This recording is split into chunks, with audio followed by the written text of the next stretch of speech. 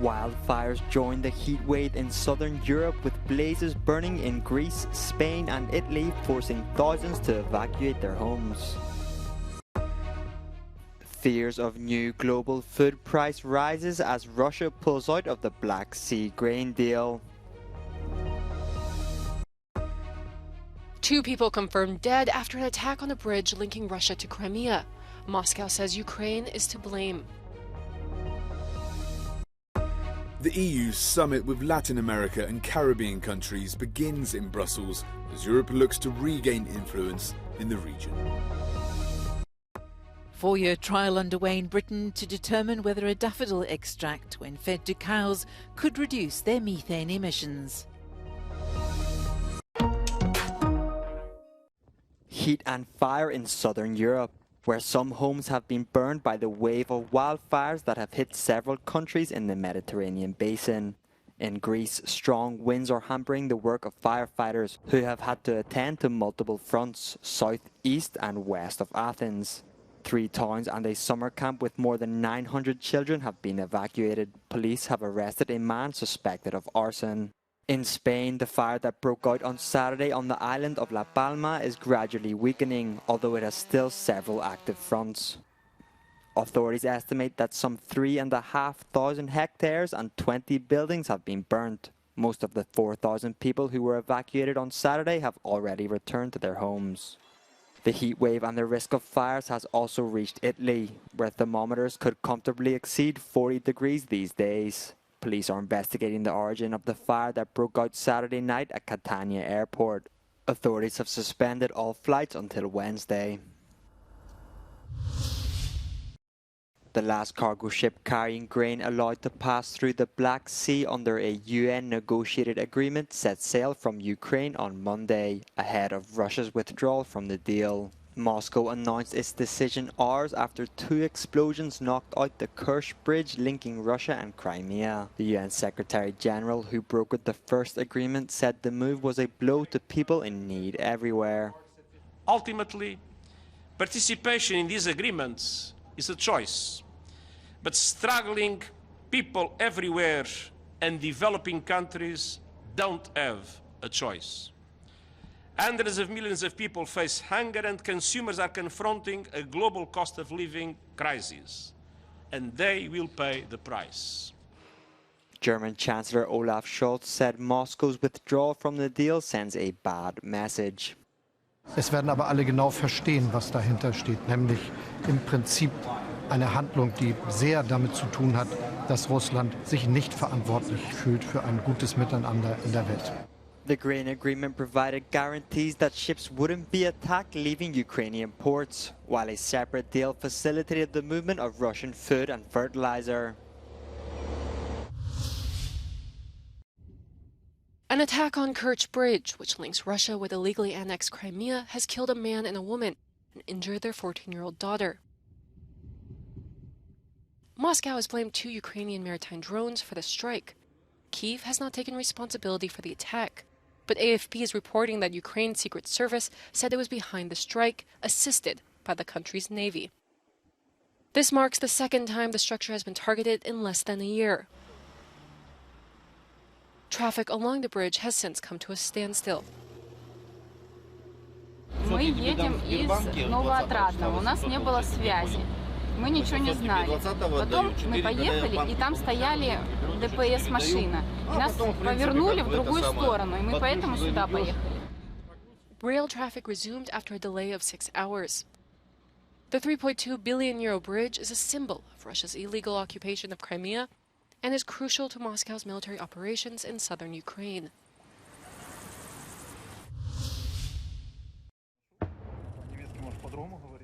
Ukraine says fighting has intensified on the eastern front, with its forces having been put on the defensive near the city of Kupiansk. The Deputy Defence Minister added that its forces have made advances near Bakhmut, albeit slowly.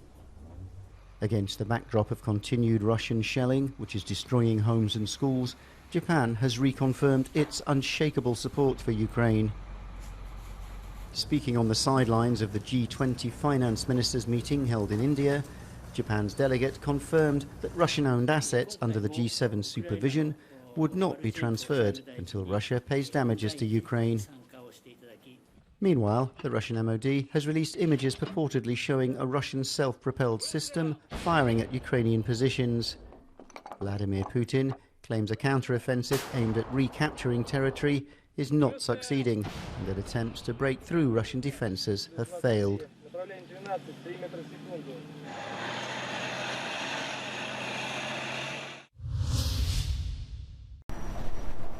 The time has come to relaunch relations between the European Union, Latin America and Caribbean countries. After 8 years without any high-level summits, more than 50 leaders from both sides of the Atlantic gather in Brussels for 2 days. Europe wants to regain influence in the region after realizing that the war in Ukraine is changing the rules of the game on the international chessboard.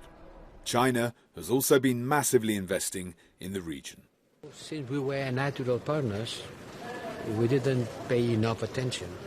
This is the reason. The Europeans didn't pay enough attention to the Latin Americans. And now we have to react and taking into account the new geopolitical scenario with the emergence of China and the new role of Russia, we have to express and to show not only concern, but engagement. But beyond trade, several debates have opened up on the final wording of a statement from all sides on the outcome of the summit. Latin American countries would like to see some kind of reference to the colonial past, as well as reparations for the transatlantic slave trade. I'm very hopeful that we will see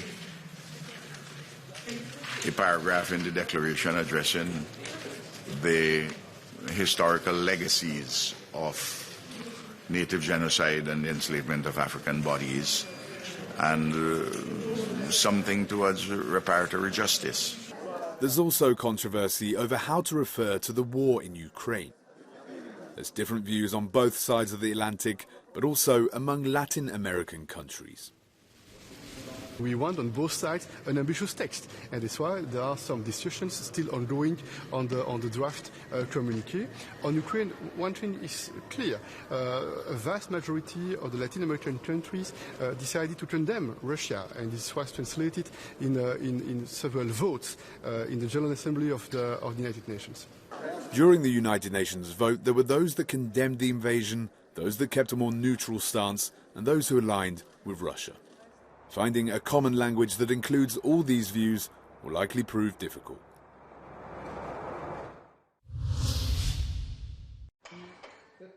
It has been described as an epidemic linked to the gradual aging of humanity. Alzheimer's, a disease that steals the very identity of those afflicted by it and irreparably erodes their mental faculties. Until recently, there's been no effective treatment. Now, American pharmaceutical company Eli Lilly says it's developed a new drug, donanemab, that slows cognitive decline in Alzheimer's patients by up to 35%, a potential game changer if taken early. We're actually about to start a trial called primary prevention in people with genetic Alzheimer's disease. They know they have a mutation, but they are 25 years or so before they're due to get symptoms. The aim is, if you can give them an anti-amyloid therapy, can you prevent the disease ever starting? And we're going to start that in the next few months, which I think is really exciting. Eli Lilly is now calling on health authorities to approve donanemab, which works in the same way as lecanemab, approved for use in the US earlier this month. Somewhere in the Black Mountains of Wales, an unlikely crop is being cultivated. Daffodils, which are grown at higher altitudes, hold a special power. They produce a crucial medical compound, a key component in pills to combat Alzheimer's. Recent studies reveal another potentially astonishing benefit. Early evidence shows high-altitude daffodils produce extract, which when fed to cows has the unique ability to reduce methane emissions. The challenge, to get flower crops to grow consistently on mountain tops. We found when we tried to grow daffodils here that all the traditional practices from the daffodil industry from decades didn't work and didn't apply. In the end, we had to throw out the rule book and completely reinvent the whole process from start to finish. The daffodil is synonymous with Wales. It's the national flower of the country. But the last place you'd expect it to be grown here is the Black Mountains. The reason it is, although it's challenging, is because these conditions are the perfect conditions to produce the crucial compound when it comes to reducing methane. It became apparent very quickly that daffodils are packed full of very powerful bioactive compounds. Cows and other farm animals contribute approximately 14% of human-induced climate emissions. Scientists are hopeful that as well as reducing emissions, daffodil extract can make animal digestive systems more efficient. What we also are expecting to see is an improvement in protein utilisation, which means that we can start looking at animal diets and perhaps reducing some of the protein they're getting in because they're going to get more out of what's being fed. So that's a really promising benefit from this additive. The UK government is now backing a 4-year trial, which, if successful, could have profound implications. It's quite an unreal situation. In front of us now, the potential it could make to change the world on a number of levels. It's incredibly exciting and very scary.